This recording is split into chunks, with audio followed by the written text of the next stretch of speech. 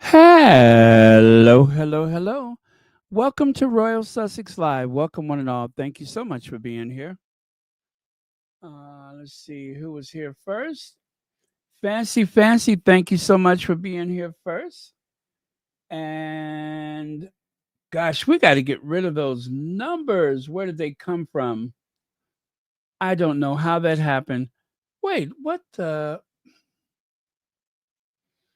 Why does that look like that? Oh Lord. Okay.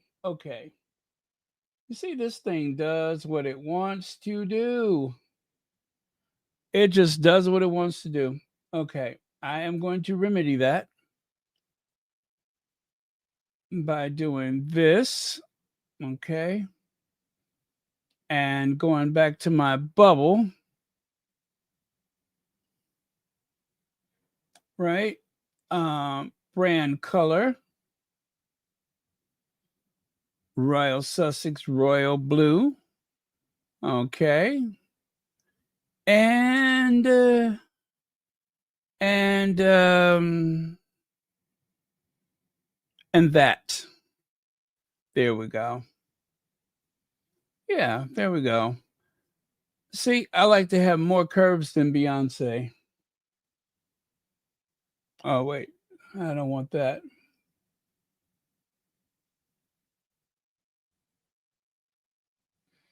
Okay. There we go. Now, if I can figure out how to permanently set that, hmm, that's okay. Um, mm, well, it'll keep. All right. I'll get rid of that and cheers. All right. So, 47% popularity. The royal family is at an all time low of 47%. 47%.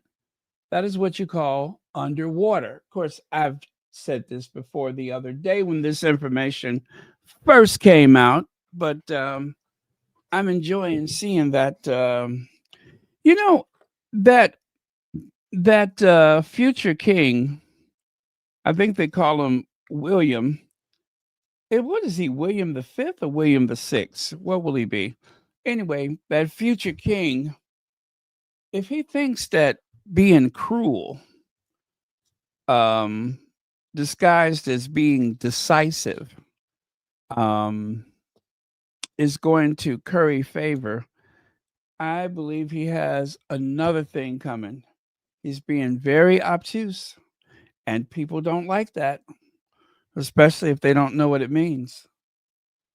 Um, I was just saying there was too many people being obtuse the other day, and then somebody asked me what that meant, and I told them I have no idea, but I'm pretty sure that that's what they're doing. How do you spell that? Obtuse. Annoying, slow to understand, dull witted. Obtuse. There you go. There's your word of the day. Obtuse. Um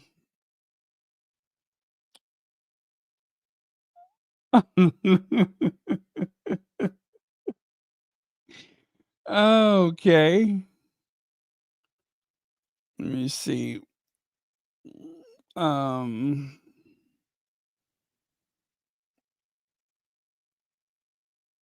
oh, Sally, huh?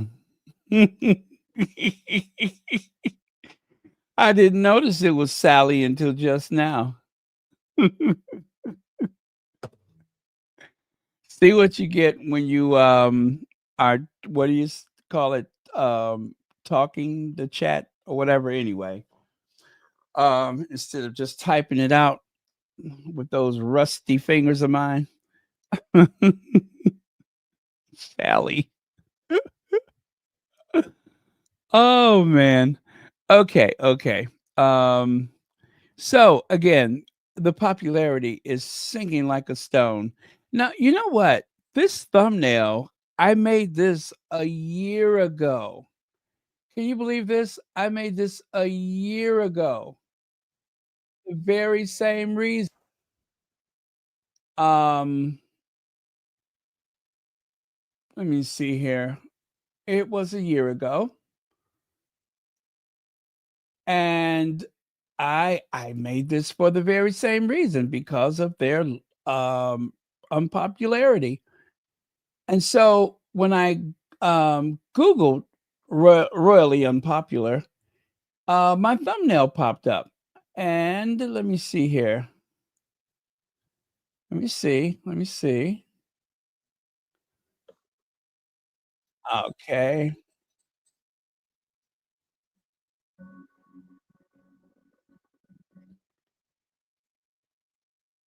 Yeah. Wow. I spoke for 3 hours and 22 minutes and 39 seconds that day. What date did that video come out? Ah,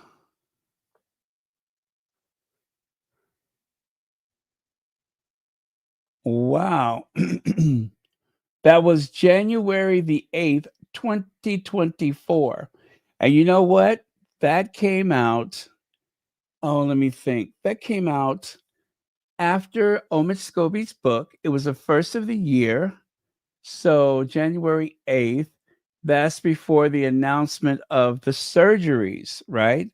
That was before the announcement of Kate's surgery and, of course, Charles the Third surgery.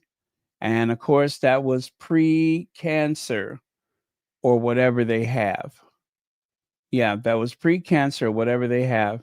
Wow, I tell you, you take a look back and you see where you were then. But yeah, they were unpopular because of Omid Scobie's book. That is why they were so unpopular at the time.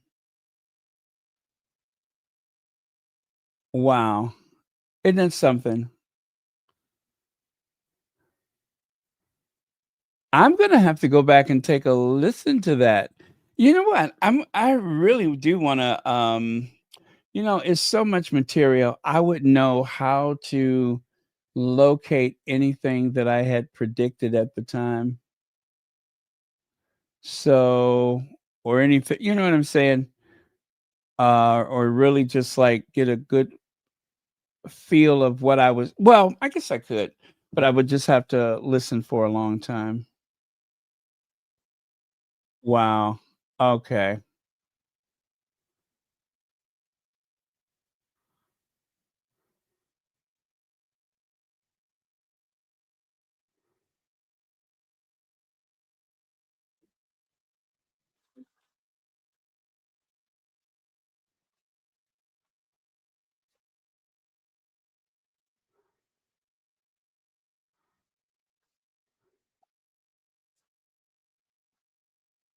Oh, okay. I'm so sorry. You guys, I'm just, like, sitting here in awe with my mouth hanging open looking at this, video. I am so sorry. I turned it off. I'm done with it. Um, how many royal homes do the royals own? That's interesting.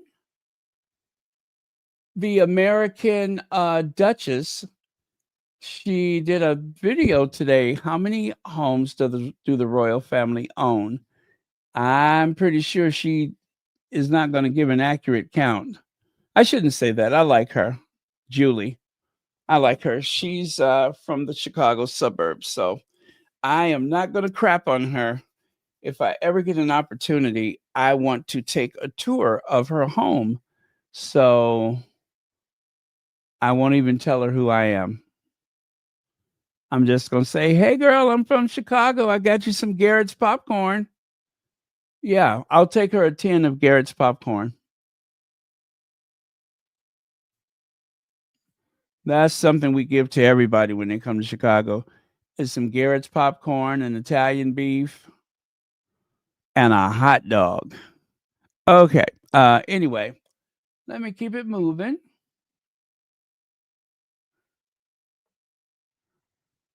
It is fall, and I believe it is still Black History Month. Excuse me, in the UK. So happy Black History Month, and do not forget, everyone, this is Breast Cancer Awareness Month. breast cancer awareness. That has affected at least one member of my family. My grandmother so many years ago, and wow, what a dynamic lady. Um, she was such a fighter. I mean, a real fighter. Um, so yeah, it is not the end of the road, uh, but you need to know your status. And there are so many advancements nowadays, so many more options, more than what was available when my grandmother had cancer back in the 70s. So, um, you know what I'm saying? There is hope. There is hope. Okay. All right. So Megan goes barefoot for wellness, and she's not the only one. Megan has a penchant for losing her shoes for greater well being reasons. Megan opened up about her domestic habits at the home in Montecito um, in a taped conversation with her friend Courtney Adamo as the pair discussed Adamo's new book, The Family Home. That's the name of the book, The Family Home, inspiring ideas for a home filled with joy. At Godmother's bookstore on October the 23rd, she shared that she loves to answer the door barefoot with an apron on. It demystifies, she explained. People walk in and go, "Oh, she's in this with me," right? "Oh, she's in this with me." And what are they drawn to? Your kitchen. They come right in, and suddenly everyone's a little bit softened. It creates, she believes, a more calm and centered environment and promotes greater well being within the home. She shares with Prince Harry and their two children, Archie and Lilibeth. So, if you all recall, when the nanny that they hired for Archie, she was so nervous when she was going to meet with the Sussexes over at the Frogmore Cottage, is it? And she says she's driving up, and there's Harry walking around barefoot in the grass. And she said suddenly she just knew everything was going to be okay. So I am going to say that our Duchess of Sussex is onto something when it comes to being barefoot and walking around your home. It's disarming. It allows people to know that you are not um, taking yourself so serious, that this is a place where you can be casual, relaxed, and yes, and we're in this together. I like that approach. I do approve of it. Yes, I am Royal Sussex, and I approve of this message. So, cheers to our Duchess for that. Okay. Oh yeah. You know what? There's a little bit more to the article. Let me find it. I have it here. Do I? Oh. Oh, did I delete it? I guess I did. Oh, there it is right there. Okay. So the Duchess of Sussex also discussed the regular barefoot and jeans look and her more casual, warm way of greeting guests in her 2022 Netflix series, Harry and Meghan, when Will and Kate came over, and I had met her at for the first time. They came over for dinner. I remember I was in ripped jeans and I was barefoot, she recalled, like I was a hugger. I've always been a hugger. I didn't realize that that is really jarring for a lot of Brits. Yeah, the fact that she likes to hug, I guess that didn't go over so well with some of the, you know, more, shall we say, society people, the the uh, the the upper crust. Americans do tend to hug a lot. So, photos from Megan's Instagram and scenes from her Netflix series With Love Megan also highlight her frequent barefootedness. One sweet image from Instagram shows her hand in hand. Oh, wait, where is that? Um, yeah, right there. It shows her hand in hand. Wait, where did I leave off?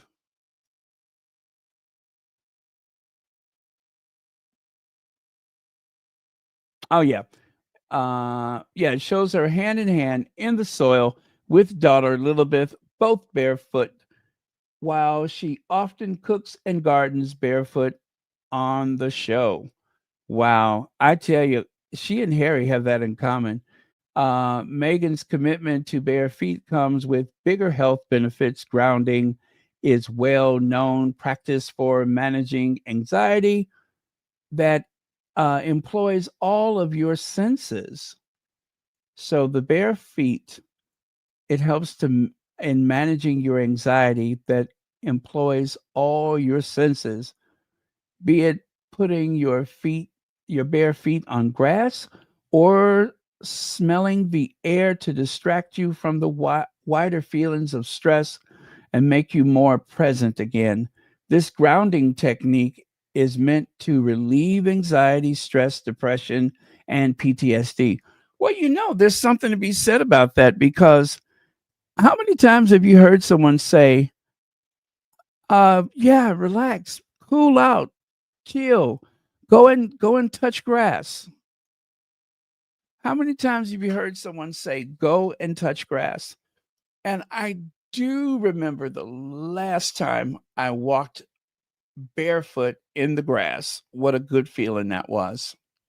What a great feeling that was. So I have to say I approve of that. What's that? Mary H says, my mom had a habit of walking barefoot. My grandmother would get so angry with my mom. I don't know why. I still can't walk barefoot. Oh, okay. Well, I mean, I guess it's a matter of where, maybe. I don't know. Um, I mean, I like it if I'm at the park or at the beach or something like that. Um, if you're in your backyard, on your patio, your balcony, or front porch, those are great places to be outside and let the wind blow between your toes. Let me see here. Okay. Okay, Sabrina Carpenter also shared her practice with mindfulness technique like grounding on the device of her I'm sorry, on the advice of her mother, often going outside barefoot to touch grass when she feels overwhelmed.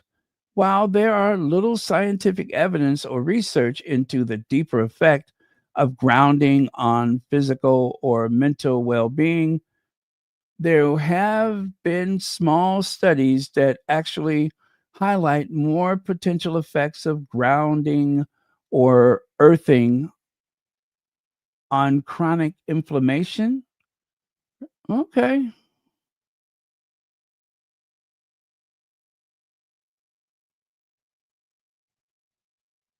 Okay. She shared that with Adamo. She says, first thing I do when I wake up. Well, anyway, we've heard that already.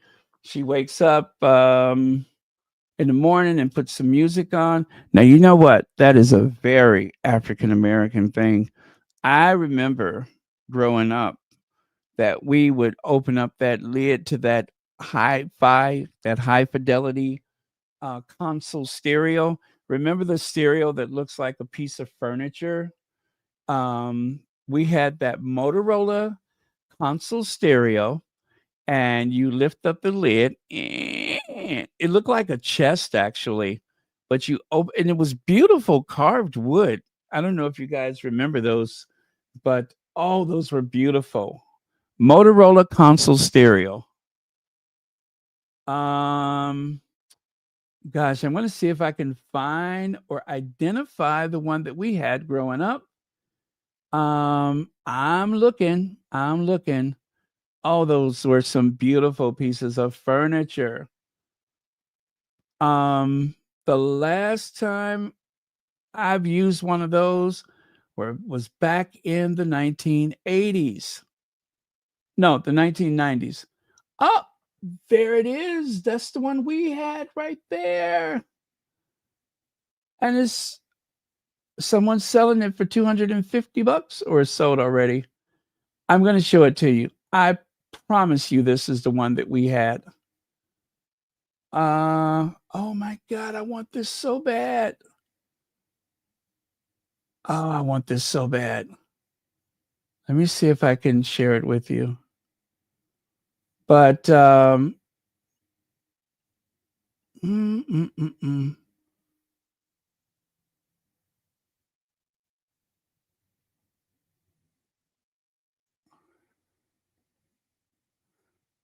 Okay. I'm going to show this to you. Unfortunately, I don't see any photos of what the inside looks like. Let me see.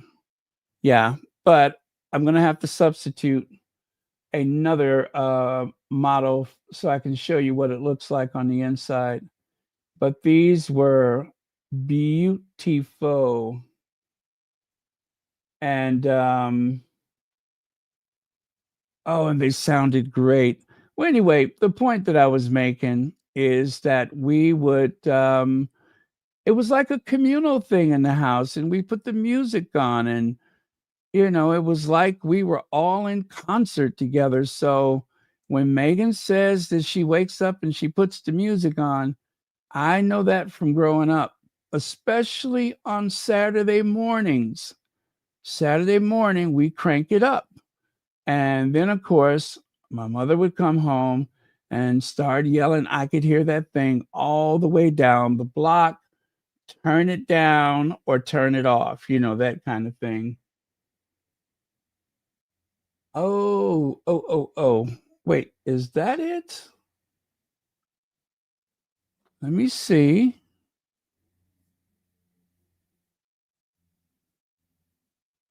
Okay, so I found a picture of what the inside looks like. Oh, this is really taking me back. I love this. How did we get on this topic? Do we ever know how it started? Okay, so this is the model that we had.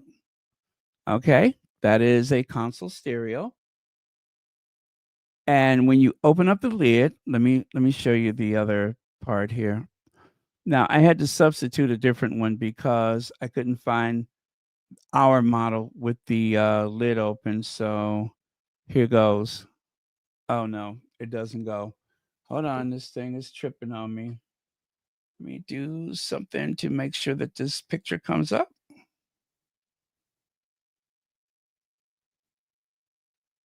Um,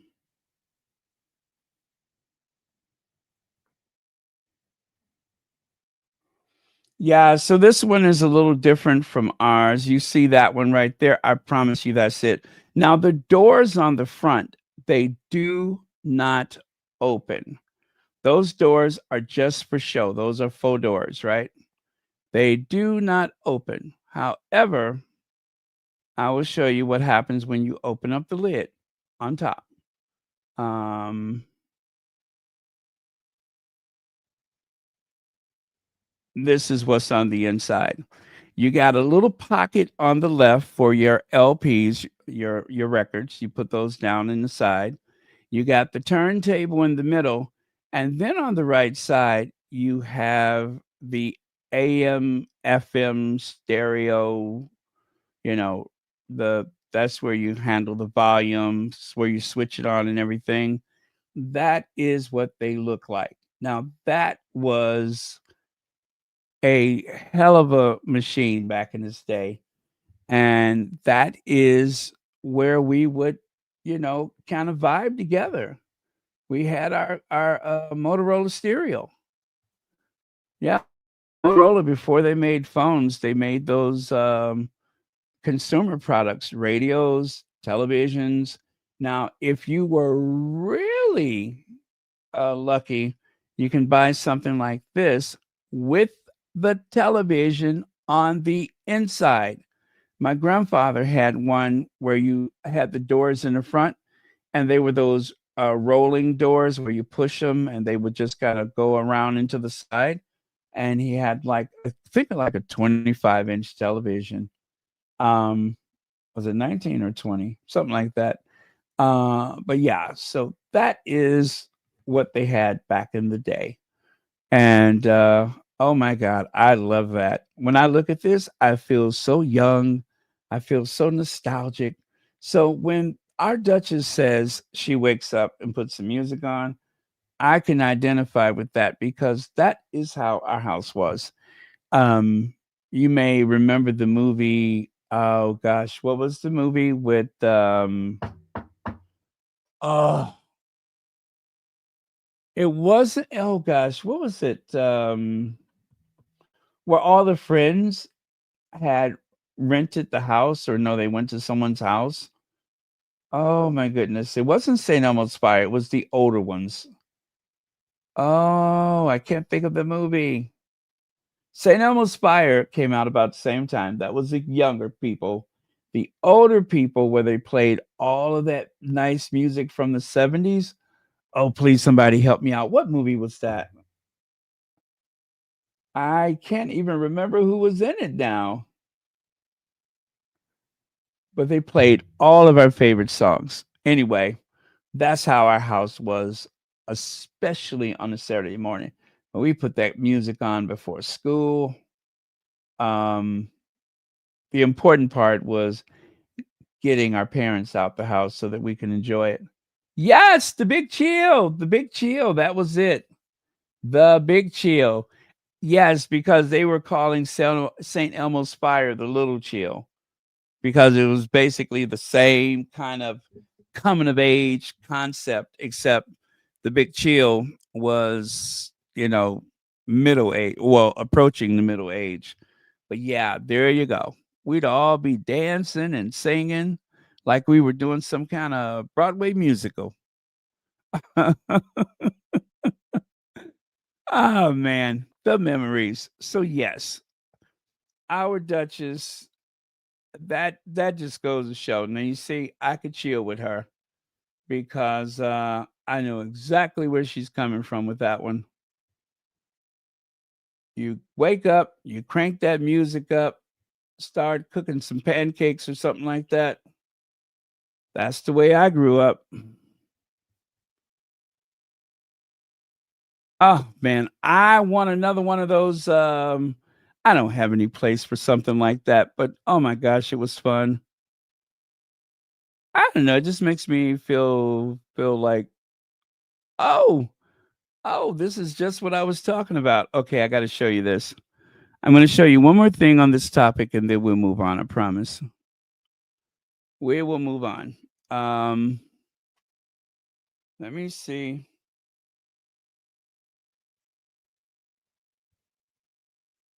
Okay, remember I said that if you were lucky, you also had the television. Well, check this out. Check this out.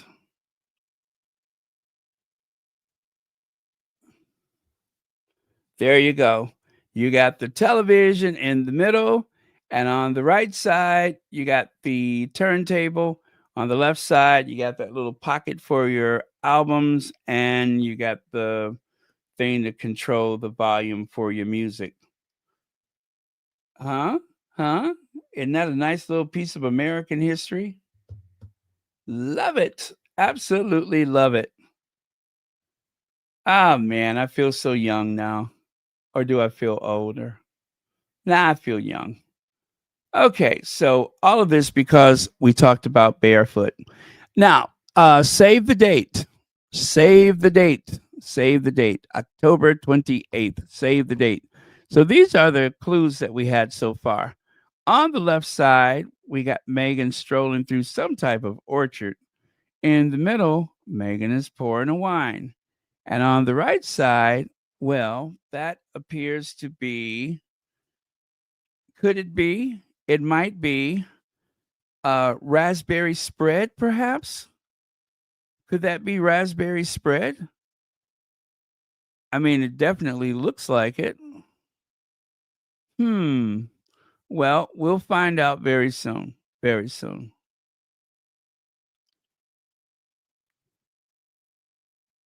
Yeah, it definitely looks like raspberry spread.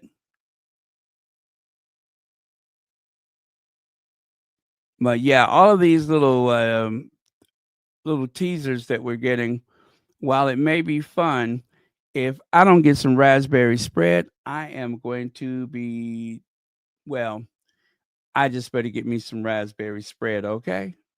Okay, did you get all that? I don't mean no harm, but I want my raspberry spread.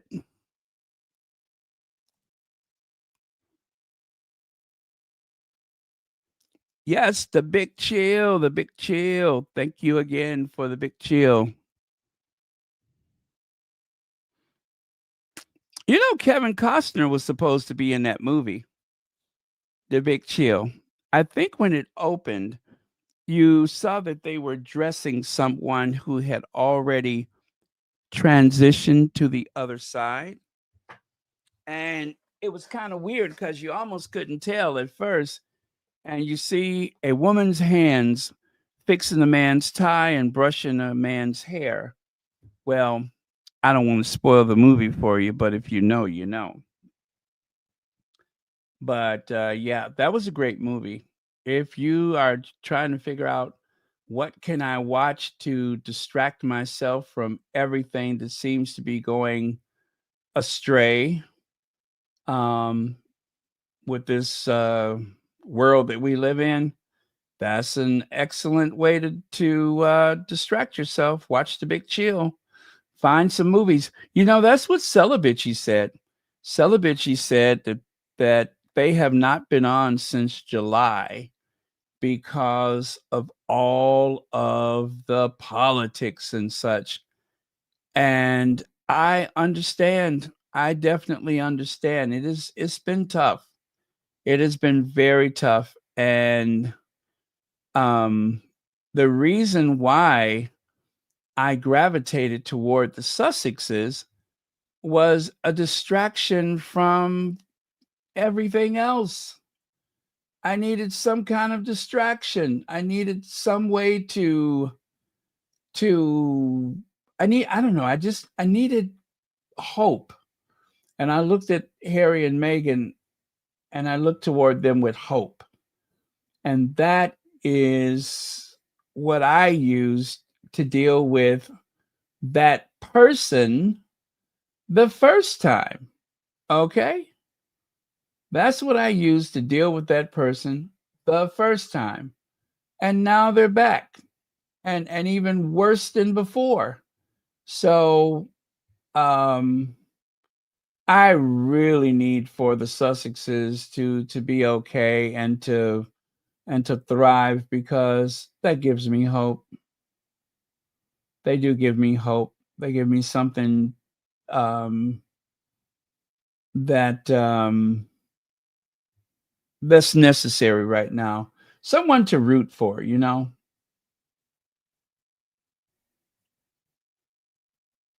And of course, I'm doing everything I can to encourage family and friends. Um, and that's what we need to do. We really need to encourage one another because otherwise it'd be so easy to get consumed by everything that's going on right now. So can't let that happen. Gotta see this through to the other side where we can have peace of mind again. Yeah, where we can have peace of mind again. That's what I'm holding out for. Okay. But yeah, so that is the clues that we have. So remember the 28th, which is what, Tuesday? Yeah, I think that's Tuesday. You will have a chance to see what Megan has available for us. I'm looking forward to it. Let me verify that. Yes, the 28th is Tuesday. And Wednesday is, you all know what Wednesday is, don't you? Anybody? You know what Wednesday is? I'll give you a clue. Anthony!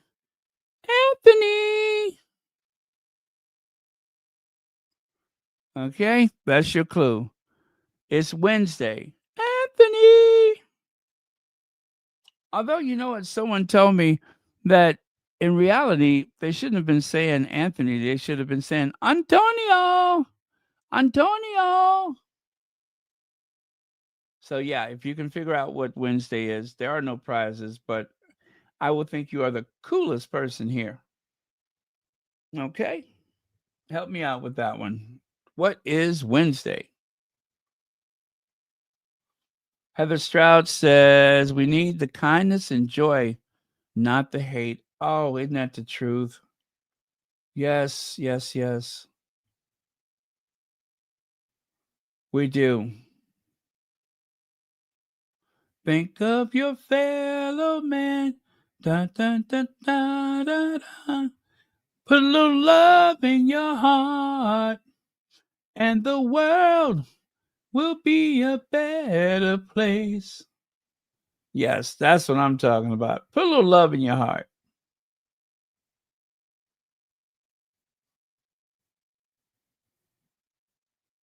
Ah, yes, yes, yes, yes. Okay. Somebody got it partially correct.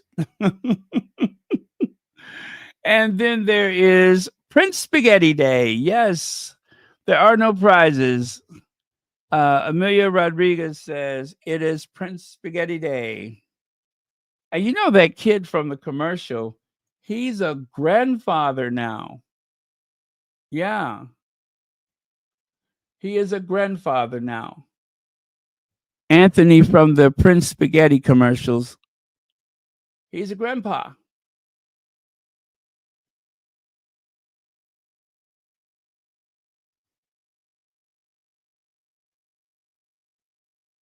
I think that was Boston. I do believe that was Boston where they made that commercial. Oh man, we're going all the way back, aren't we?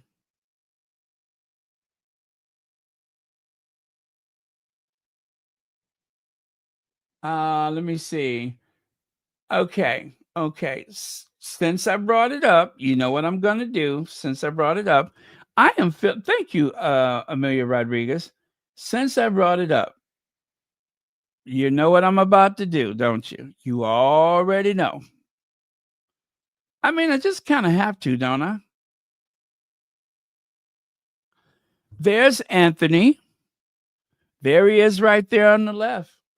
Have you seen the new Prince Spaghetti ad? A take on the 1969 commercial where 12-year-old Anthony Martinetti runs home for dinner through the streets of the North End.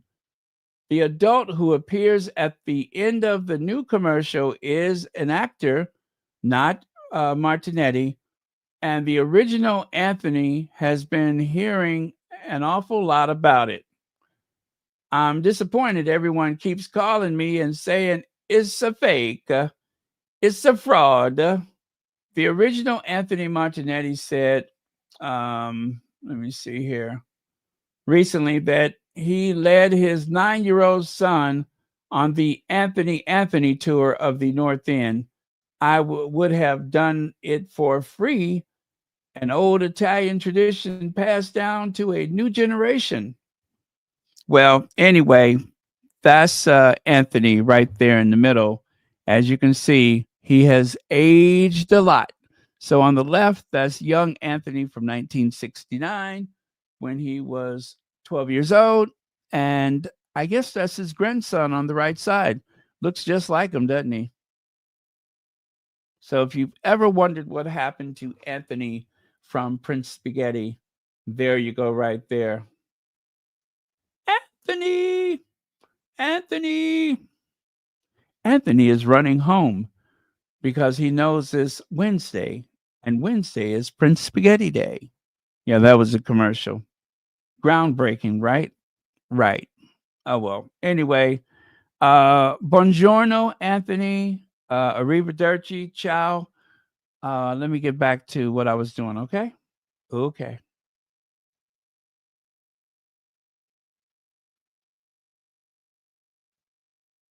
All right. So, someone sent this to me, and I did not believe that this was a real thing, but apparently it is. Prince Edward is in hot water with animal rights group after using a stick to break up a fight between um let me see, Edward and his third son and youngest child of he is the third son and the youngest child of Queen Elizabeth, was pictured in UK newspapers waving a 1.2-meter stick at the gun dogs. The 44-year-old, by the way, this is an old story from, what is that, 2008. He was 44 years old.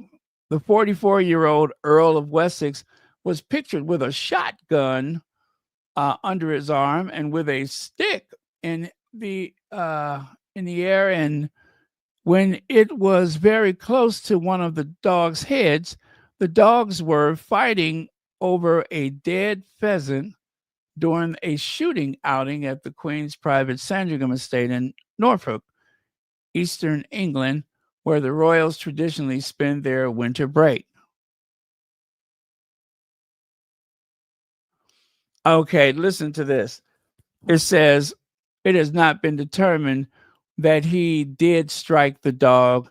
He broke up the fight with the dogs, and pictures show him waving his stick around. We cannot confirm whether he struck the dogs. Yeah, right. Wink, wink. Just like we cannot confirm that his sister was kicked in the head by a horse, but it's something about that hoof print on her forehead that says yes, right? It's something about her Newport scattered all over the grass that says somebody knocked the crap out of her. Anyway, whatever happened, it does look strange, but yes, there's no photos of him. Well, wait a minute. I mean, look at that one on the left side. So, awkward. I mean, that one looks like it's touching, right? You know what? What I just shared with you is from a different paper. Um, yeah, if you look at the one on the left, that is from the Mirror.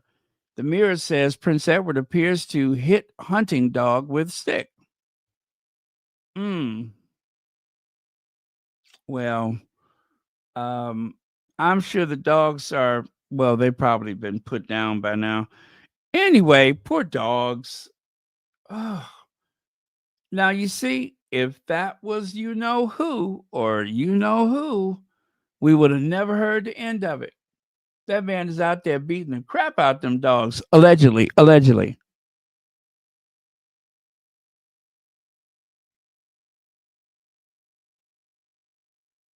Oh, wow. Wow, Edward. I told you, I told you he's a little mean little turntable. Anyway, Kate Middleton's fashion fave Alexander McQueen job losses show royal hype can't save brands. That's right. The so-called Kate effect. And everybody know it ain't no damn Kate effect. Alexander McQueen confirmed plans to cut 55 jobs at its London headquarters, representing 20% of his staff. The decision follows a fall in sales across parent company Kering's portfolio and comes as the luxury group undergoes a strategic review.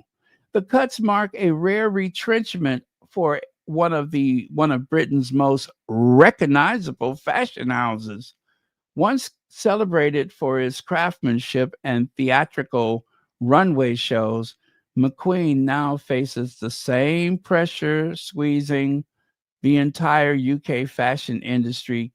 Kering's revenue dropped 10% in the third quarter, and restructuring is underway across multiple labels.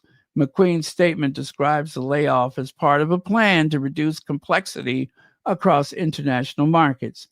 In truth, they reveal how London's role in the global fashion capital has weakened, especially anything Kate has worn.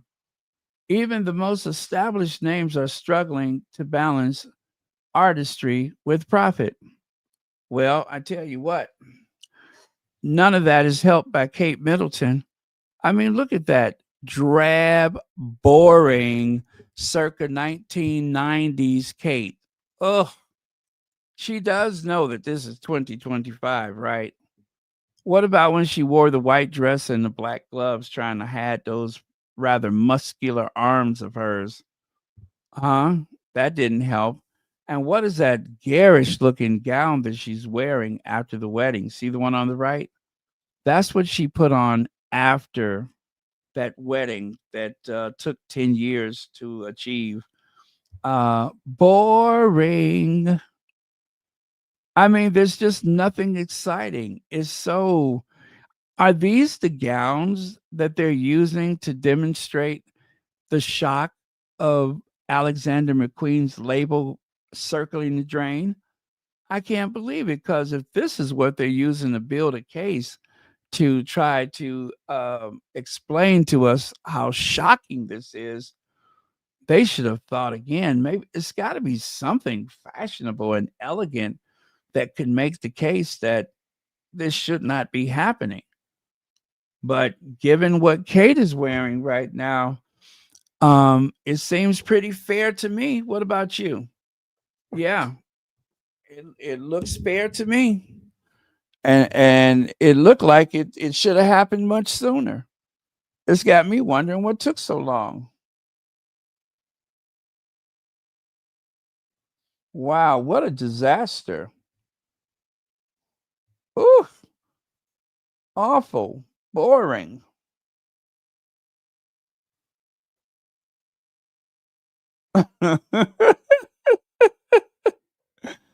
Ah, yes, yes, boring. And this is supposed to be the standard of beauty, right? Britain's standard of beauty. Oh well, looks like that English rose has wilted. My. Mm-mm-mm. I'm trying to find something nice to say about these outfits that they've chosen, but I just cannot think of anything. Boring. Oh well, the myth of the Kate effect. For over a decade, the Kate effect um, dominated fashion headlines. Journalists claimed the Princess of Wales could boost sales with a single appearance, turning mid tier labels into household names. Woo! Turning mid tier labels into household names. But the theory looks increasingly outdated. Well, if you think the theory looks outdated, take a look at her clothes. Um, yes, not only is the theory looking outdated, look at the clothes. Look at them clothes. That look like something that Carol Burnett would have worn on Mama's Family, right? Remember when she used to do Mama's Family on the Carol Burnett show? Why does all of those dresses remind me of Carol Burnett playing Eunice?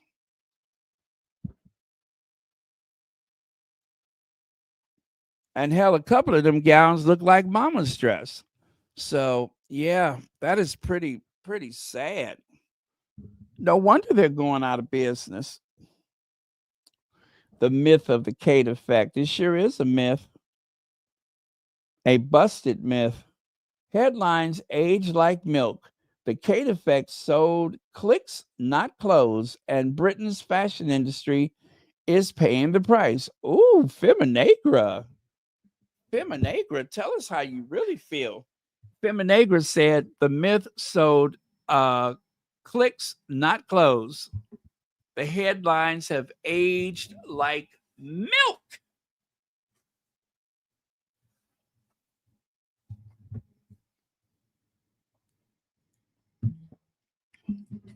So, that being said, Seraphine, the maternity brand, once valued at 150 million pounds after Kate wore its wrap dresses, that is, entered administration this year. uh, let's see. Jaeger L.K. Bennett and what is it? Orly Keeley have all folded. Um, Sefrin, launched by Samantha Cameron and publicly sponsored by both Kate and Queen Camilla, closed earlier this year.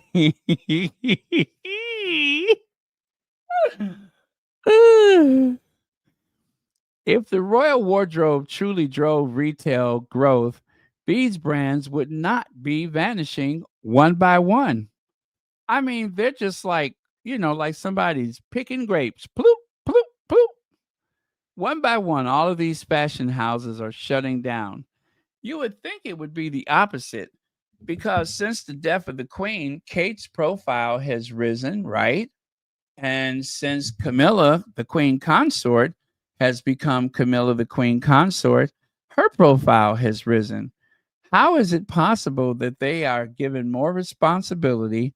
They have been promoted and they are even more visible than ever before because they're not sharing the spotlight with Queen Elizabeth II or Meghan, the Duchess of Sussex.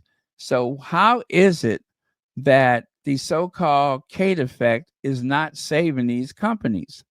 Instead, they're just circling the drain. They're about to go down into the sewer. It's pretty sad, isn't it? Wow, I'm kind of disappointed.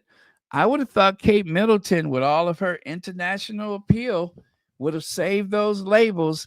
But it seems to me like these clothing lines are just, like Feminagras say, they are disappearing one after the other. Wow, that is really too bad. I would say I'm shocked, but I'm not because, I mean, after all, um, get a load of this. If this is what's appealing, what's passing for the cutting edge of fashion these days, I'd say just give it up. McQueen's layoff deepened the irony. The brand's most synonymous with Kate's public image now faces the same financial pressure that ended her so called go to label. The myth of royal retail power has worn thin. Visibility, it seems, cannot offset declining demand. British fashion faces harsh numbers. Across the UK, the apparel markets is forecast to contract by 0.7% in 2025.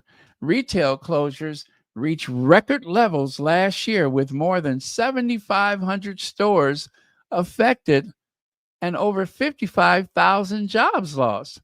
All of that because Kate decided that she would wear a dress. Wow, that's ooh.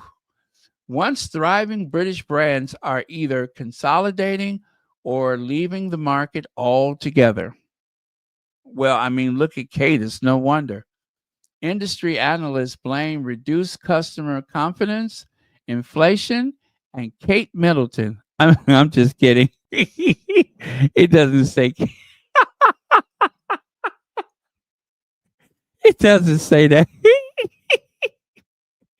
It doesn't say that, but you believe me, didn't it? Industry analysts blame reduced customer confidence, inflation, and Kate Middleton. I'm just kidding. It does not say that. Let me do that one more time. I got to stop throwing her in there like that. Industry analysis blame reduced customer confidence, inflation, and weak export performance. But another factor is Kate Middleton. I'm just kidding. It does not say that. But another factor is perception. For too long, British fashion has relied on image rather than innovation. Editors treated royal endorsements as economic policy, while manufacturers faced rising costs and Kate Middleton. I'm just kidding. It does not say that. I'm sorry. Why do I keep saying her name? I got to stop that. Manufacturers face rising costs and shrinking margins. And Kate Middleton.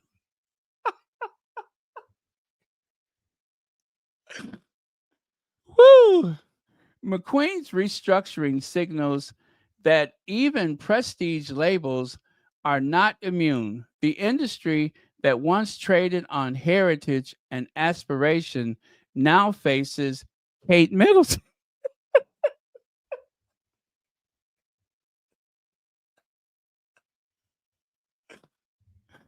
Woo!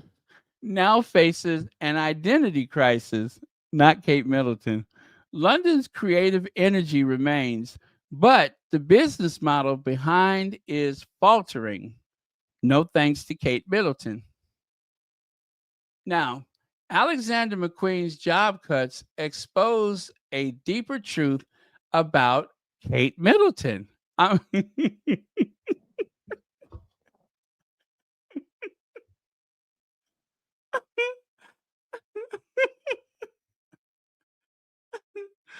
oh man. Okay. um, where did I leave off? It says here Alexander McQueen's job cuts expose a deeper truth about British fashion decline. The Kate Effect sold magazines, not garments. For years, her wardrobe was framed as a growth engine for national style, yet brands she championed keep disappearing. Ooh, I love that. But but it says, yet brands she championed keep disappearing. Fashion requires more than royal association to survive. As McQueen scales back, the illusion of palace driven prosperities fades with it. Britain's designers need strategy, not Kate Middleton. I'm sorry, not spectacle. If they hope to revive the industry's fortunes. Whew, it was hard to get through that without mentioning who.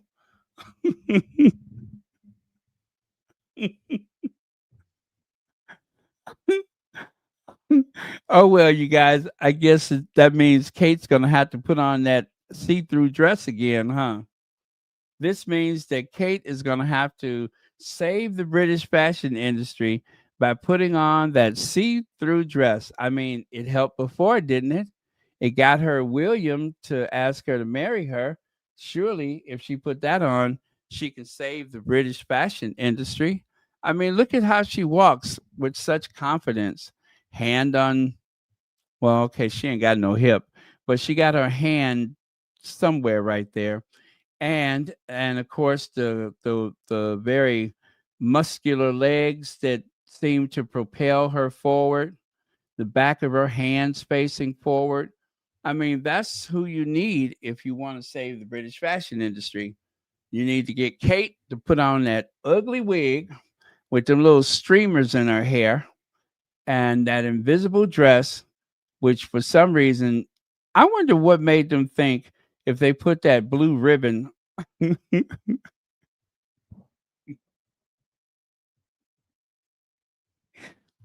What made them think that that blue ribbon was going to be an improvement, huh?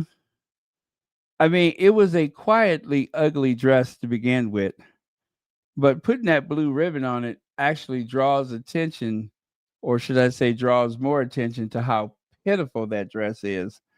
I just don't get what's going on with that dress. I mean, talk about amateur hour. Oof, oof, what a disappointment. And that is the dress that made William sit up. Huh. Is that what we're supposed to believe? That William was losing interest in Kate, and all of a sudden she walked out in that dress, and that suddenly made him sit up in the chair and take notice of her. I tell you, was it an all boys school? Was he going to an all boys school? Exactly what piqued his interest? He must have been going to an all boys school. It could not have been co ed. It could not have been co ed. You know what I'm saying? It's kind of like that last man, last woman on earth kind of thing. Let me see. Sussex Love Original. Thank you so much for the super sticker. All right. Thank you very much for that.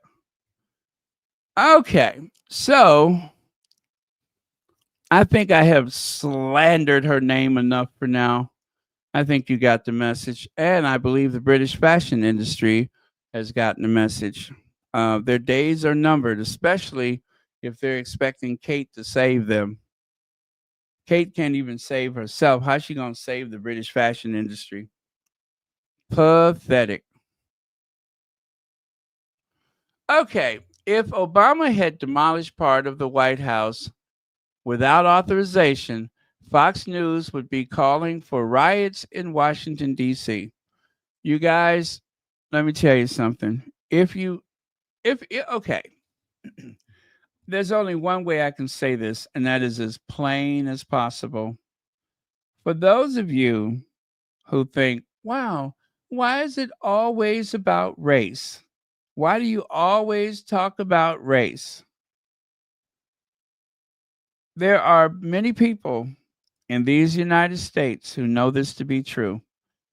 If a black president or any um, black or brown president um, had done to the White House what we've just seen in the past few days, it would be like the Spanish Inquisition. They just could not happen. Barack Obama wore a tan suit and was accused of treason, accused of disrespecting the office of the president because he wore a summer tan suit. And of course, there were lots of receipts out there demonstrating that there was nothing unpresidential about that. Like, for instance, Lyndon Baines Johnson wearing a tan suit. Ronald Reagan wearing a nearly identical tan suit. It's kind of like that Meghan with the red dress on that time. It's something about seeing a brown person wearing something. I still don't know why that red dress seemed to shake the earth beneath their feet. I still don't know why. I mean, Megan is a beautiful woman and she's very fit and lean, but she's not Leela Rashawn. You know, she's not all, like Beyonce. You know what I mean? With the curves and everything. She's just a slender, petite woman. So while the dress looked beautiful, it's not like, you know, a what do you call it? Like she was doing a Victoria's Secret runway show. And yet they were just so triggered. And it was the same thing with Barack Obama in the tan suit. So if it's not race, then please tell me, what is it? Is it coincidence? Is it serendipity? I don't think so. It is race. It's the original sin of this country. There's no other logical explanation for such an illogical response.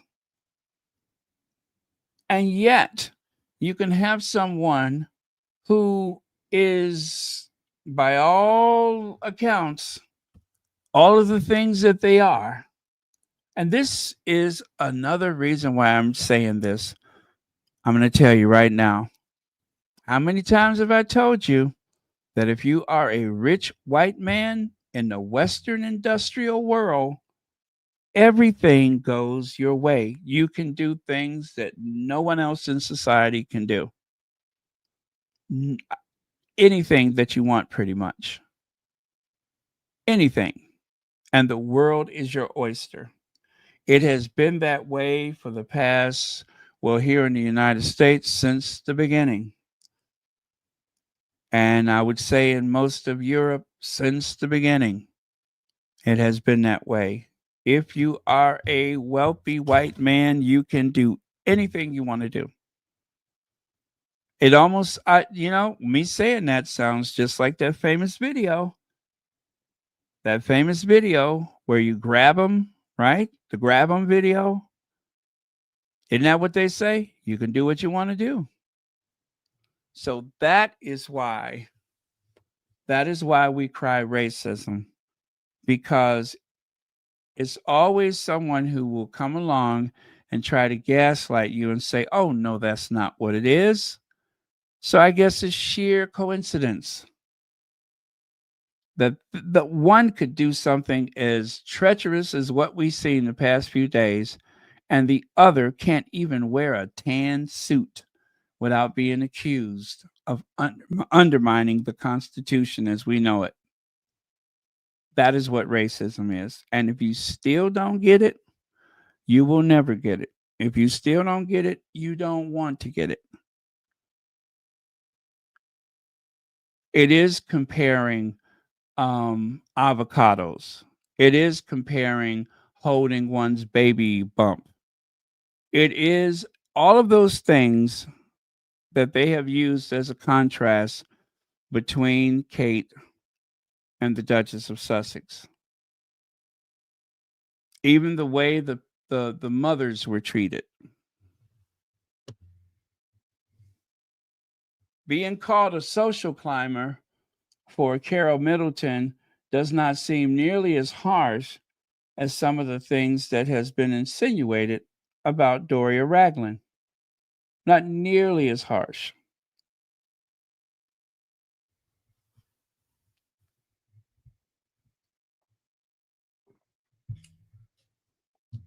That's what makes it racist.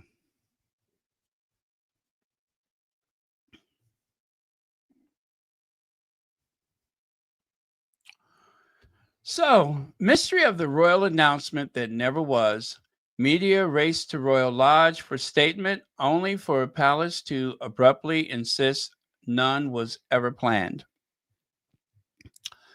Um, that was something that they were going on about for a couple of days, is that there was supposed to be a royal announcement. Um,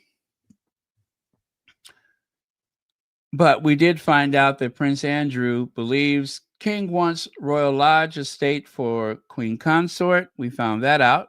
We also found out that Andrew is in negotiation to leave the Royal Lodge, and in all likelihood, he will. There's no logical way that Andrew can stay in that house. Um, if it's one thing that I've learned from what Harry and Meghan has gone through, is that when the tabloids drum up enough hostility and the court of public opinion turns against you, you cannot be comfortable in a home that is part of the Crown Estate or the Royal Collection or whatever you want to call it. You could not find peace there. Um, What's happening with Andrew and Fergie right now, they have been deplorable, despicable people, both of them. They have been absolutely awful. But I'm pretty sure they knew all of this stuff a year ago, 2 years ago, several years ago. But for whatever reason, they have decided now is the time to throw um, Sarah Ferguson under the bus. I mean, this stuff has been leaked. Leaked by whom? How is it just leaked? Um, but it was for whatever reason, even if it's a distraction, even if it was just to get someone out of that house. For some reason, this has been leaked. Sarah Ferguson is the same person today that she was last week and 10 years ago. So why now? Why now? But they leaked it when it served them best. When it served whoever, that's when it was leaked. And that just tells me that if you got this kind of information about Sarah Ferguson, if you have this kind of information about Andrew, wonder what kind of information you have about William or Kate or Charles or Godzilla. What kind of information do you have? What are you withholding about, I don't know, Zara? What are you withholding? How far does this go? Because obviously, someone has had access to emails, right?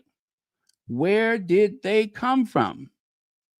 And if it comes from the royal family side of things, are they able to get other emails? Like someone urging their subordinate to go to court to make sure that Meghan does not win her case against a tabloid. I'm just asking for a friend. Lex says they hate Meghan because they desire her.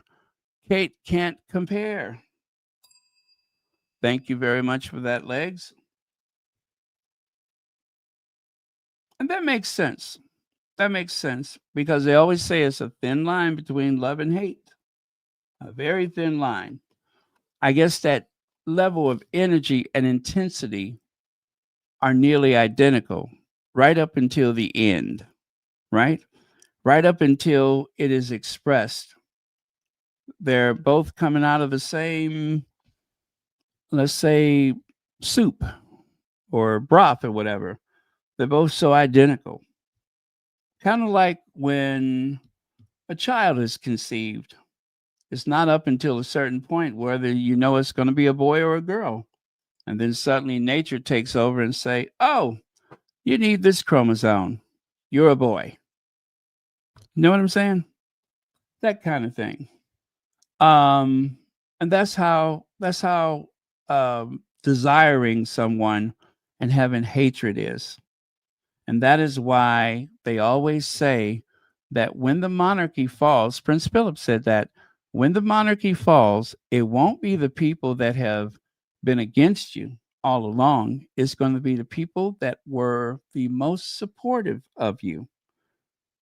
Just like that outrage that William would go to Eugene Levy for an interview instead of the Royal Rota. Now that caused a bit of anger. And there were some people in the Royal Rota that was like, wait a minute, how dare you? They felt as though the Royal Rota should have scored that interview.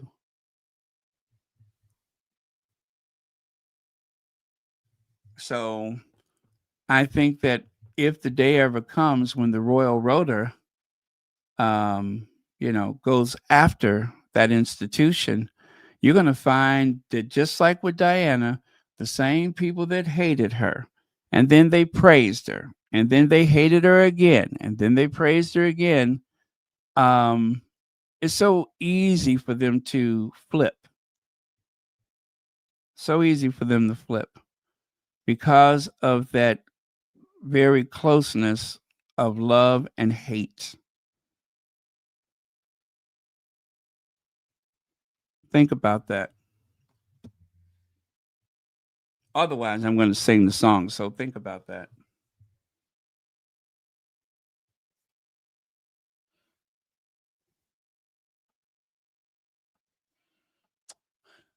Beatrice shows the strain on visit to her father Andrew in Windsor Royal Lodge as he's hunkers down after losing titles and facing Met Police probe. She is feeling the strain, you guys. But how is she feeling it? Princess Beatrice drives from Royal Lodge home of her father, Prince Andrew, and mother, Sarah Ferguson, at Windsor in Berkshire today. But how is she feeling the strain? Oh, that's how. That's how. She looks strained to me. Yep, she looks a bit strained to me. As a matter of fact, she always looks like she's under a great deal of pressure. Like there's something that's just squeezing her so hard that her eyes are bulging out. She always seems like she's under a lot of pressure.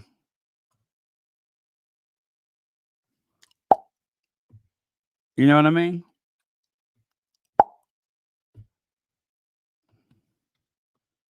Kind of reminds me of them old pressure cookers. Always showing the strain of the pressure of the pressure and the strain.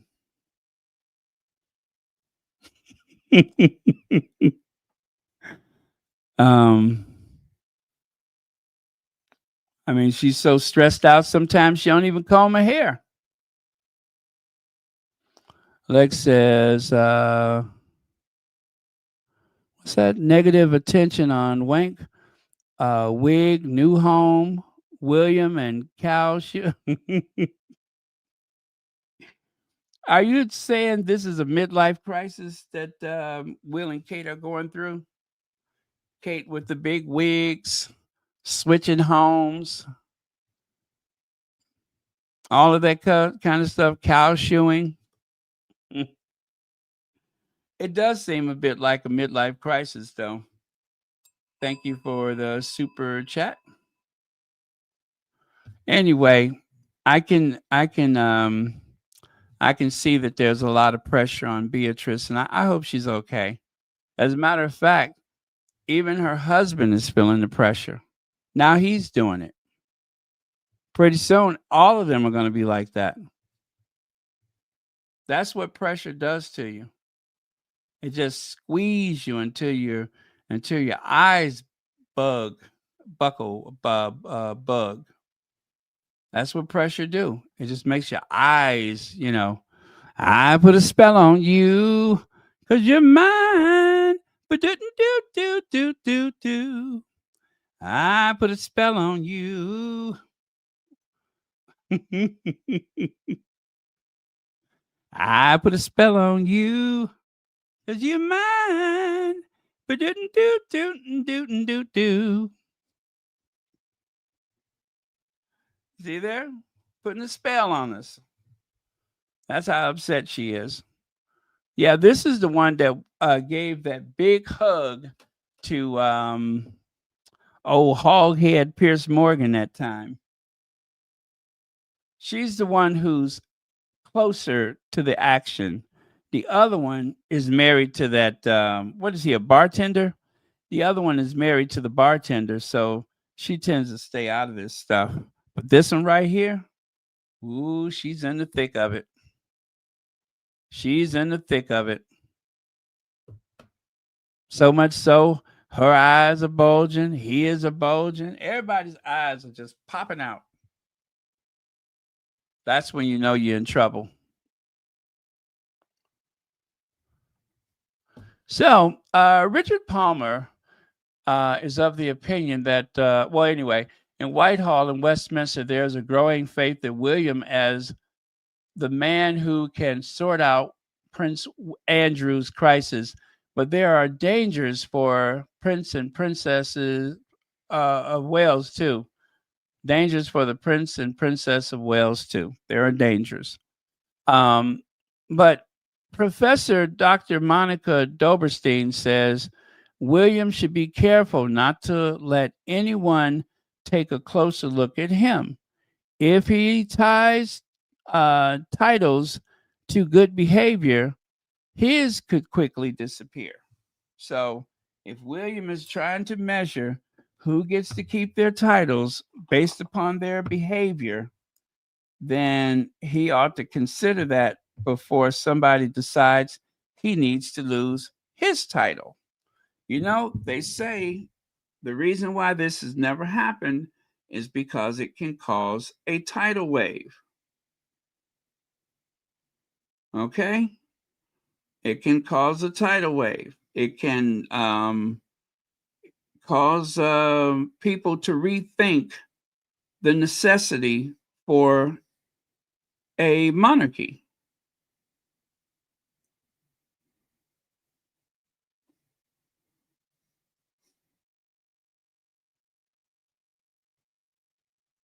So it kind of puts me in mind of that conversation. Remember this one? Rounds of the people. And William and Kate are very well respected. They make rounds of the people, and loads more people rather see him instantly step to the throne than Charles. Or are they just better at hiding the truth? Because there are some quite fruity stories about William too, if you want them. Really? Yes, not that we can go into detail Okay. here, obviously. Oh, Hello, lawyers. I don't know. Always fruity stories. You know, there are very fruity stories There about are that. very. But this is not a battle. It's not a comparison. Let's move on. We've done enough Harry and Meghan bashing. William and Kate are very well respected. They make rounds of the people, and loads more people rather see him instantly step to the throne than Charles. Or are they just better at hiding the truth? Because there are some quite fruity stories about William too, if you want them. Really? Yes, not that we can go into detail here, obviously. Hello, lawyers. I don't know. Always fruity stories. You know, there are very fruity stories There about are that. very. But this is not a battle. It's not a comparison. Let's move on. We've done enough Harry and Meghan bashing. So apparently there are lots of fruity stories out there about William. Remember that little exchange? They couldn't complete their thoughts in front of camera, but apparently there are a lot of fruity stories out there about William. Kate is back, so can we finally ask what was Christian Jones doing in that car? While British media celebrates Princess of Wales' return, not one outlet asked why William was seen with a former aide implicated in the Sussex leaks. I'm still asking. So if you look on the left, you can see Christian Jones. And there seems to be either a Christian Jones lookalike or Christian Jones in that vehicle, the one that trailed William to the hospital the day that Kate was said to have been released. He took Christian Jones with him, allegedly. And of course, there seems to be a run on beards at Kensington Palace. There's beards all over the place. It seems like William has a preference for beards, so much so that he grew one himself, among other things. Some people might say he's only had his beard for about a year or two, but some people will say he's had a beard for about, 13 or 14 years. It depends on who you ask. It depends on of which circumstances you decide whether or not he's had a beard. So, and thus the idea that there are a lot of fruity stories out there. I was listening to Andrew Lonnie, the one who wrote the book about the Yorks. He also wrote a book about Lord Louis Mountbatten. And if there's one thing that Louis Mountbatten could count on, is that no matter how despicable his behavior, no matter how reckless he's been, there would always be someone in the institution that would cover for him, whether it's as Viceroy of India, whether it's a high-ranking naval officer, commanding officer at that, or whether he was escorting the what was his name, King Edward, whatever he was, or was it King? Was it George or Edward? Which one was the Duke of Windsor? You know, the one that abdicated. With those very bizarre photos that they took while they were hanging out and traveling about the world. I mean, there's stories there, lots of interesting stories, and those stories are always covered up. They're always covered up, and this also has caused a lot of people to bring up what's her name, Amy Robach, with her story about Andrew, that suddenly ABC lost their courage, and you just cannot say anything about that family without risking losing your career, or worse. They had a thing in Parliament, was it today or yesterday, where they just declared that they are not allowed to speak ill of the royal family in the halls of Parliament. While you are in Parliament, you are not to discuss anything that would put the royal family in a bad light. It's almost as though they were saying you are forbidden to do that.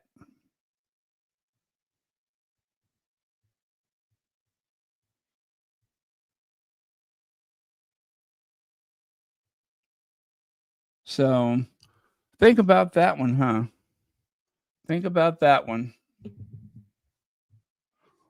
The things that they get away with. So, yes, it's easy for me to believe that William has quite a few secrets, and that his entire life he has been covered by the press. Or should I say, it has been covered up by the press, by the Buckingham Palace. They've always given him coverage. And even in the Crown, they maintained a character for William that was so pious and so what is the word I'm looking for? So noble and pious that every time William was in some kind of setting that involved young adults and teenagers like himself, at least the character, that he was always on the periphery. He was always looking on the outside, looking in, but he was never about that life, right? Although there are many people who claim that there's nothing that they accused Harry of that William hasn't done, and then some. And then some. And this is why when they were in school, out of fear of embarrassment or something, he declares to Harry, pretend like you don't know me. Harry wasn't allowed to go to the upper level where his brother lived for some reason. And I think I know what the reason was.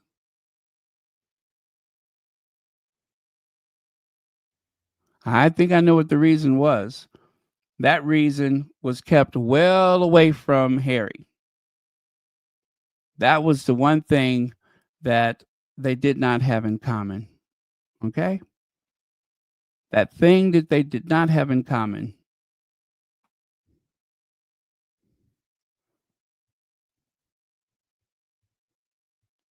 So I think that's why he rejected his brother at school. Wanted to keep him as far away from things as possible. And I'm sure there are quite some tales from William's school days, but we'll never hear about it because it's all been covered up. It has all been taken care of in a nice little neat, tidy bow. It's all been packaged and set aside and archived, and we'll probably never hear about it. They cover up a lot of things in that family, a lot.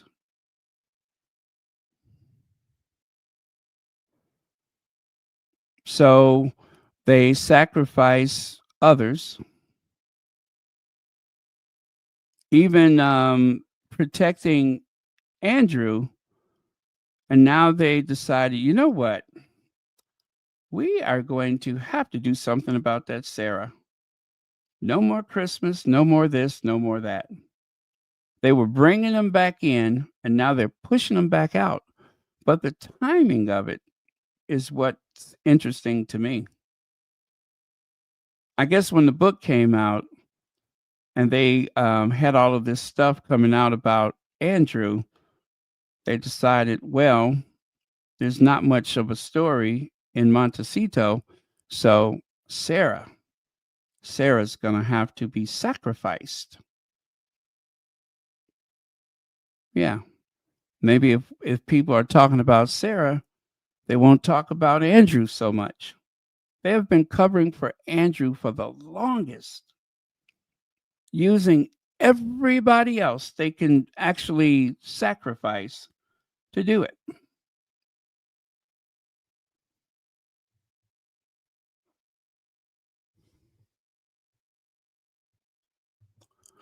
I'm still wondering what brought this on. William was trying to do a great reset, the compassionate person, the caring person. However, no one brought it. The Virginia memoir is just a way to wash his image. Yes, absolutely. That's what I believe. I just it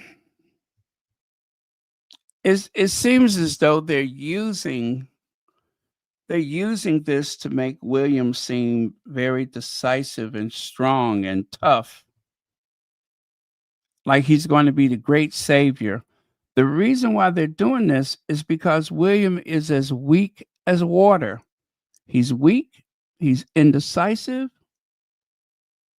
And so, in order to cover for his anxieties, he likes to do a bunch of bold stuff. Or at least he makes a lot of bold statements. Let me say that. William's a good talker. He makes a lot of bold statements. But whether he takes action, well, so far, the only kind of actions I've ever seen is him going after his brother. But what is he going to do with the institution? That remains to be seen. He's a good talker. Got to give him that. And I don't mean giving a speech good talker. I'm talking about leaking and briefing intentions.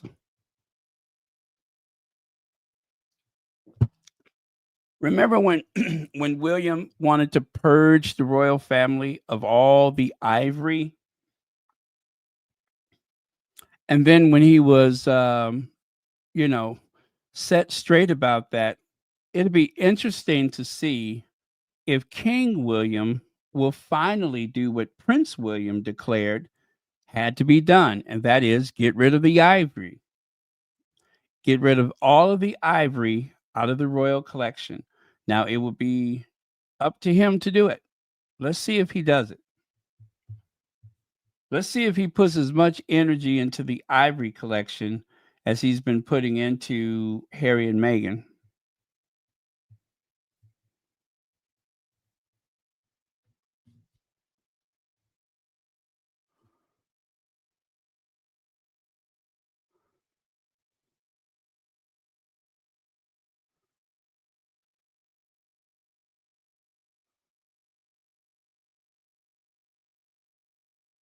Yep. Let's see what happens.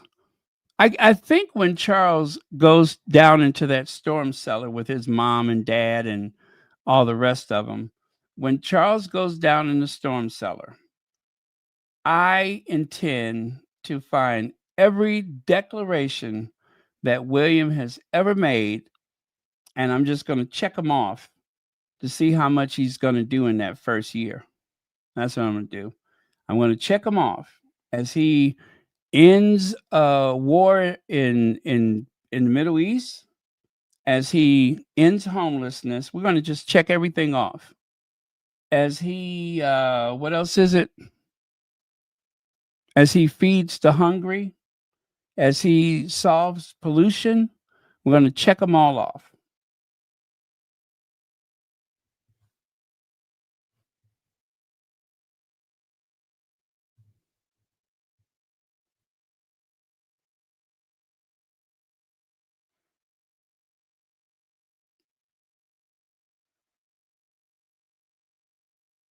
He wants to reconcile. Now, I have not heard that. I haven't heard anything about a reconciliation.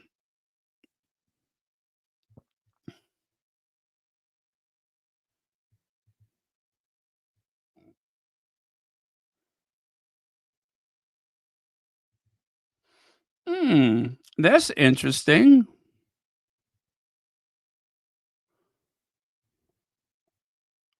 Well. That's interesting. Thank you for that.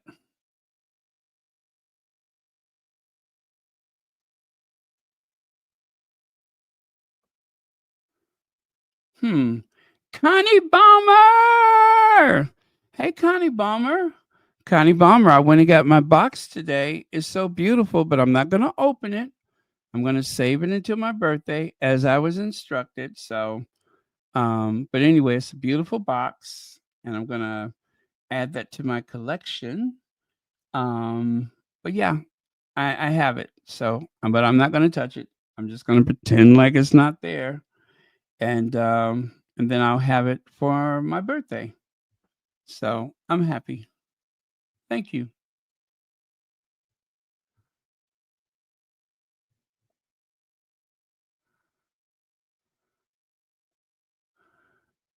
I sure hope they're not trying to get an apology. I wonder if they're going to try to use this to get some type of public apology.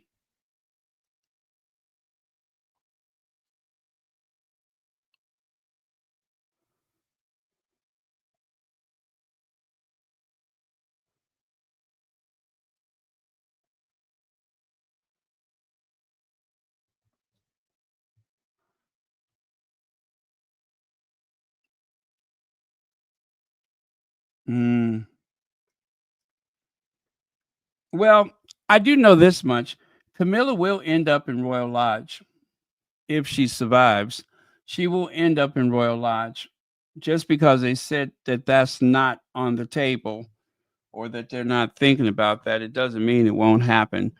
Royal Lodge is a dowager house, and that is where she's going.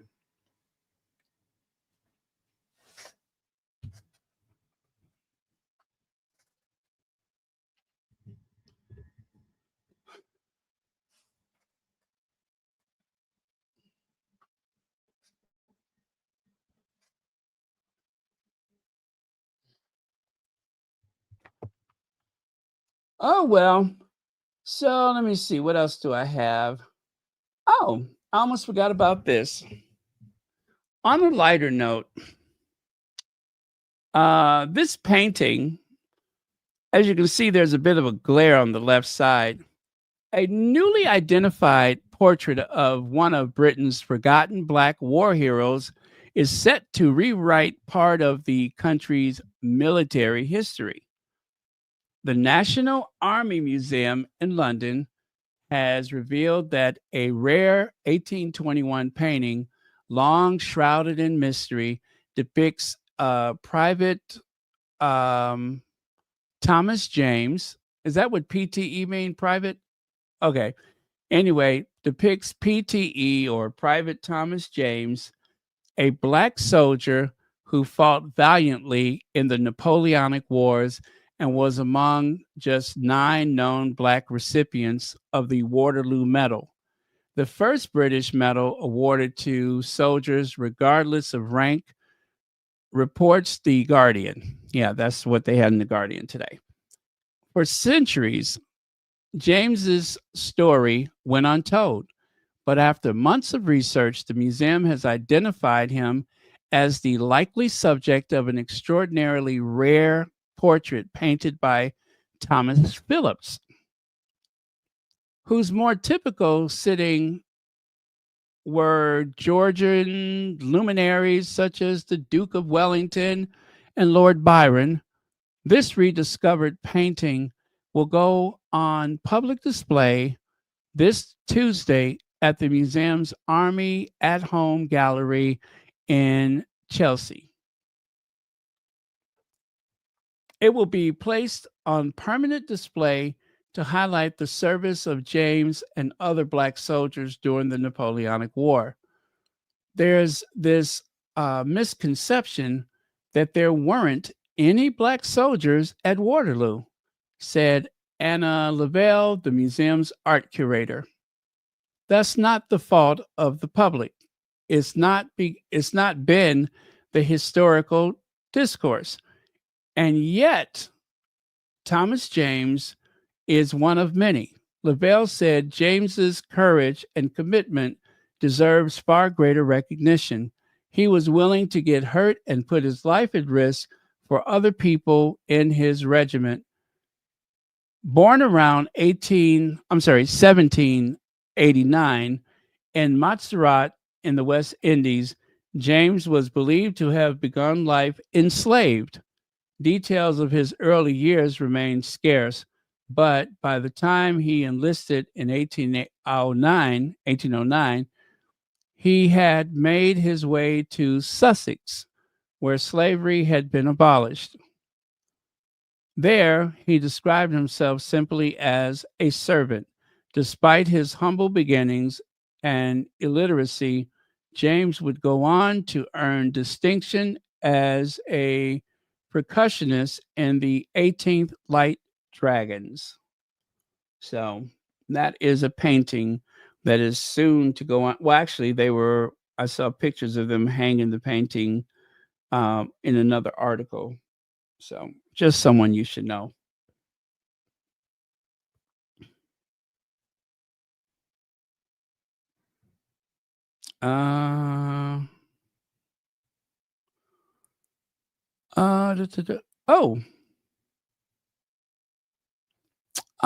Still got this. His bravery during the Napoleonic War earned him the Waterloo Medal. He was commended after being severely wounded while defending his officers belonging from a group of Prussian deserters attempting to loot their camp. There were about 20 soldiers who were looking after the officers' baggage, but James was the only one noted to have been severely wounded. He obviously put up a really good fight, a spirited defense, which I think says a lot about his character and his sense of camaraderie. Yeah, it does. Okay.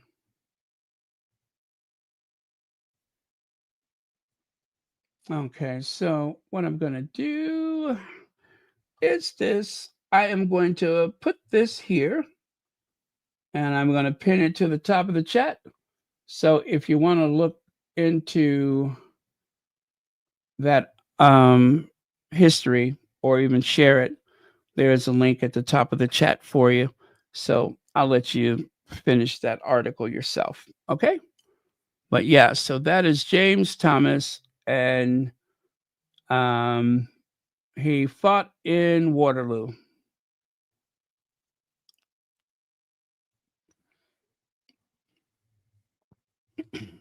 The Three Stooges. The Three Stooges. The hard part is trying to figure out who is Mo, Curly, and Larry. So let me see. I'm going to say William is Mo because he's the grumpy one. And I'm going to say Charles is Larry. And we'll make we will make Andrew Curly. So Mo, Curly, and Larry, the Three Stooges. You know, that's the most authentic depiction of them I've seen in a while. Stuck in some bins like that. That is the most honest depiction of them I've seen in a while. It's where they belong. In the garbage. Okay. Oh, y'all, he did it again. He did it again. Charles spoke to the woman with the very beautiful ethnic clothing on there. The black lady. He spoke to her first. And as he was speaking, he kind of stuck those little fat sausage fingers out and gestured with his hand a bit, right? But he did not shake her hand. He shook hands with Amal Clooney. He shook hands with George Clooney. But it seemed as though he did not want to shake hands with that black woman. Now, if there's a story that I don't know, please tell me. Because otherwise, it looks like Charles was doing that thing again where he didn't want to shake the black man's hand. Remember that? It just seems very, very strange. Oh, let me see. SB, thank you so much for the PayPal. Thank you very much for the PayPal. Greatly appreciate it.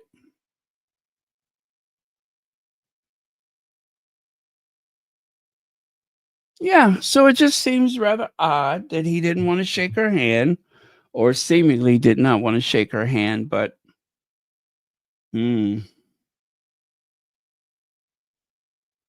go figure, right? Race to oust Andrew. They say that they want Andrew out of there before Will and Kate move in next door. Now, I actually went and looked inside of the article, hoping to see a map indicating how close the two homes were to each other. I mean, when you say next door, that means next door, right? Well, not in this case. And since they wouldn't provide a map with the article, I decided to get a map up myself. And the drive is about 9 minutes if there are no traffic concerns. It's about a 9-minute drive. It's approximately 2.6 miles from Royal Lodge to Forest Lodge. Do you see that? 2.6 miles from Royal Lodge to Forest Lodge, which is the red bubble there. So what do you mean next door? What do you mean next door? They're not next door. I don't even think they're the next estate. They're just not.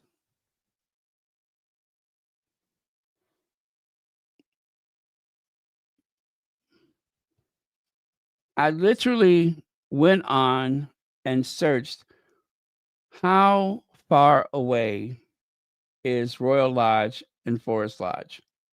2.6 miles. Now, of course, that's not as the crow flies. That's a lot of turning and stuff, which just goes to show Royal Lodge is quite palatial. If Royal Lodge is set inside of that dark green space right there, is all that land Royal Lodge? How many acres is it?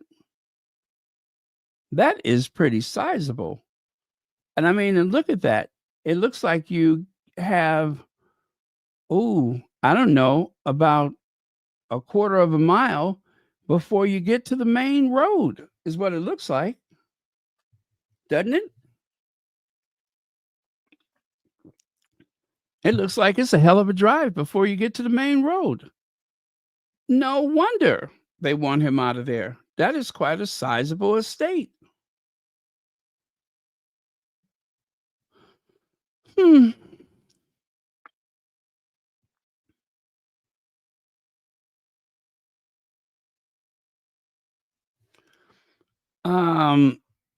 That the Queen purchased for Fergie? I didn't think she had purchased anything for Fergie. Now, I know the Queen did say that Fergie would have the right to be buried with her children at the Frogmore Cemetery. Now, I've heard that the Queen made sure that there would be provisions for her so that she can be buried at the Frogmore Cemetery. That I heard. But anything about the Queen providing a property for her, that I am unaware of.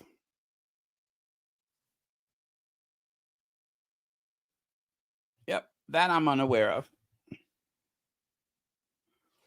And I know the Queen gave her some corgis, her last corgis.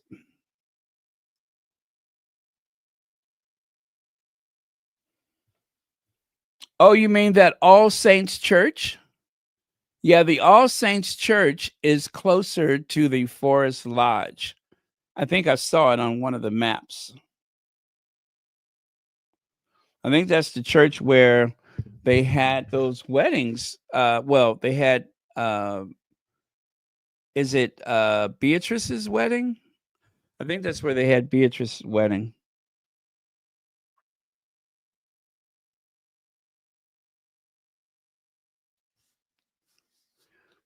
Oh, well. 150 acres. Wow.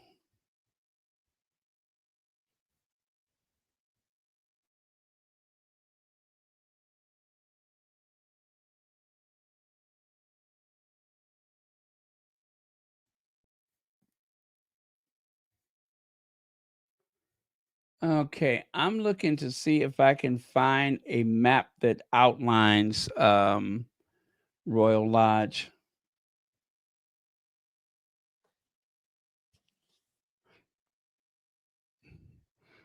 I really do think that it's all of that dark green area. I might be wrong, but I think it's all of that dark green is Royal Lodge.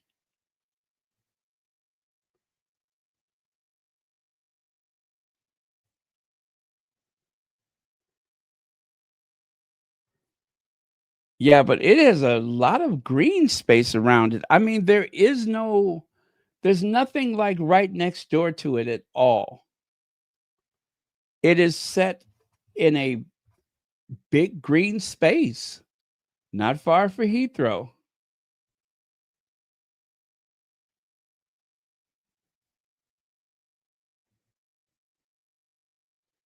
Well, I tell you, Andrew has been living large.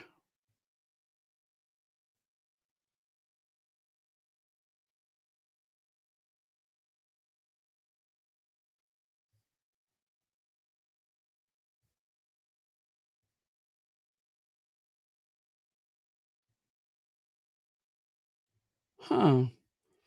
Well, um, if I can find a good like outline of the property, I will share it with you all tomorrow. I would imagine that they don't make it easy to find that because, I mean, let's face it, they don't even. Oh, wait a minute. No, they don't even have that many photos of Royal Lodge. I don't think they really want people to know how vast it is.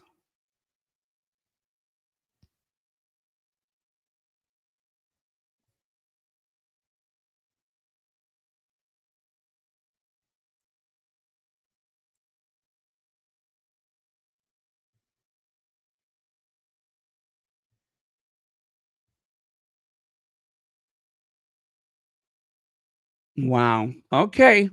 Nice work if you can get it.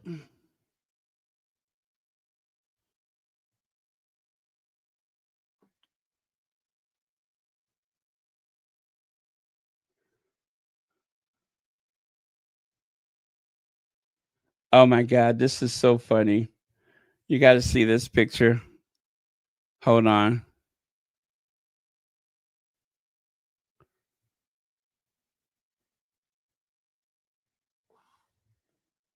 Uh-oh. Well, that wouldn't let me open it, but let me try it again.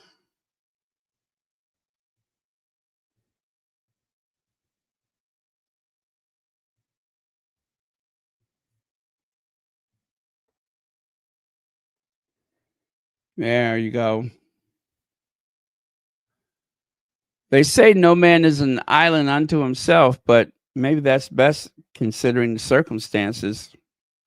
Maybe that's exactly what this man needs, is an island unto himself. I think that's a good fit for him.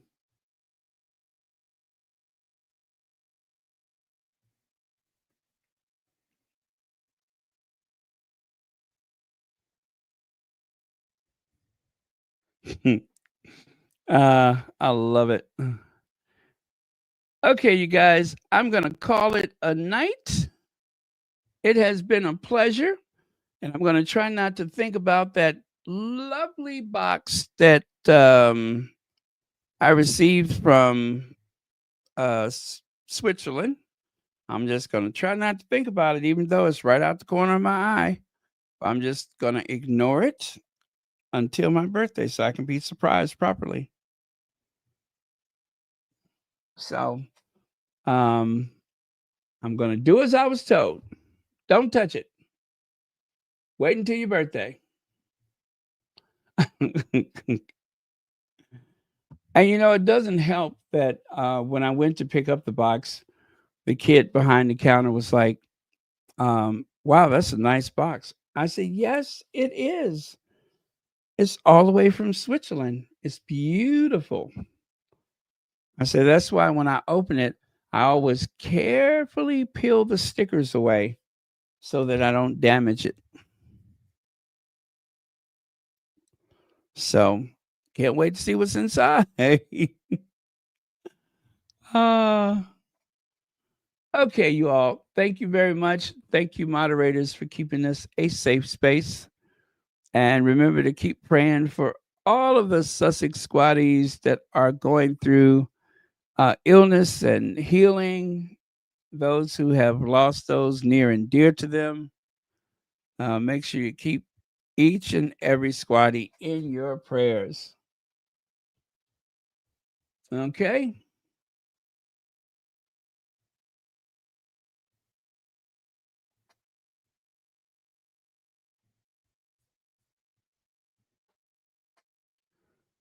Thank you, Heather Stroud, Mary H., Ingrid Soares, Marie Bonner, Lydia Washington, Connie Balmer, Fancy, Sussex Team Warrior, Benjamin Padilla, Lizzie Mizzy, Rory Brito, Hazel Jones.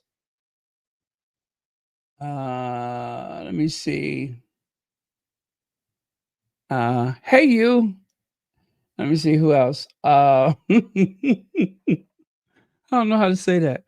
Anyway, good night, everybody.